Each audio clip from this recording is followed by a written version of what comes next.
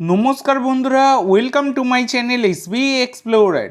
তো বন্ধুরা, তোমরা সকলেই জানতে আজকে জামশেদপুরের সাথে মোহামেডান এসসির ম্যাচ ছিল। মানে লিগ টেবিলের 3 নম্বর দলের সাথে 13 নম্বর দলের ম্যাচ ছিল, যে ম্যাচটা কিন্তু জামশেদপুর আবার মোহামেডানকে হারিয়ে দিল। এবং সবথেকে বড় কথা হচ্ছে, আজকে জামশেদপুরের হয়ে আবার অনেক দিন পর গোল করলেন ঋত্বিক দাস।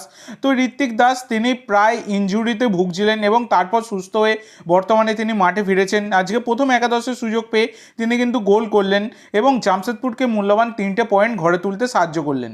তো বর্তমানে দাঁড়িয়ে তোমরা যদি পয়েন্টস টেবিল দেখো, 1 নম্বরে মোহনবাগান 21 ম্যাচে 49, 2 নম্বরে গোয়া 20 ম্যাচে 39, 3 নম্বরে জামশেদপুর 21 ম্যাচে 37, 4 নম্বরে নর্থ ইস্ট 21 ম্যাচে 32, 5 নম্বরে মুম্বাই সিটি 21 ম্যাচে 32, আর 6 নম্বরে ব্যাঙ্গালোর 20 ম্যাচে 31। এইটাই হচ্ছে বর্তমানে দাঁড়িয়ে পয়েন্টস টেবিল। বর্তমানে দাঁড়িয়ে এইটাই কিন্তু পয়েন্টস টেবিল তোমাদের সাথে আমি শেয়ার করে দিলাম।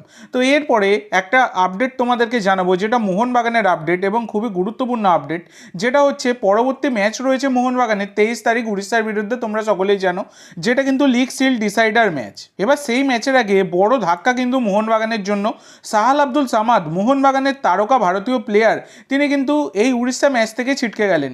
তো ব্যাপারটা হচ্ছে, তিনি এর আগের ম্যাচেও চোটের কারণে খেলতে পারেননি। তো সেই সাহাল তিনি কিন্তু উড়িষ্যার ম্যাচেও অ্যাভেলেবেল থাকবেন না। যেরকমটা জানা যাচ্ছে, তার কিন্তু আরও সুস্থ হয়ে উঠতে, ফিট হয়ে উঠতে আরও সময় লাগবে। সেক্ষেত্রে উড়িষ্যা ম্যাচে তিনি কিন্তু অ্যাভেলেবেল থাকবেন না। তো উড়িষ্যা ম্যাচে অ্যাভেলেবেল থাকবেন না, উড়িষ্যা ম্যাচ থেকে ছিটকে গেলেন সাহাল আব্দুল সামাদ। এটা কিন্তু লিগ সিল ডিসাইডার ম্যাচে মোহনবাগানের জন্য একটা বড়ই ধাক্কা। কিন্তু মোহনবাগান টিমে তারকার সম্ভার, প্রচুর তারকা প্লেয়ার রয়েছে, সেক্ষেত্রে খুব একটা সাহালের অভাব মোহনবাগান বুঝতে পারবে বলে মনে হয় না, যেহেতু থাপা ফিরছে। তো এই বিষয়টা নিয়ে তোমাদের কি মনে হয় অবশ্যই সকলে কমেন্ট করে জানিও।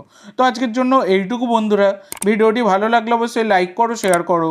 আমার চ্যানেলে প্রথমবার এসে থাকলে চ্যানেলটি সাবস্ক্রাইব করো, আর কমেন্ট করে জানাও ভিডিওটি কেমন লাগলো। ধন্যবাদ।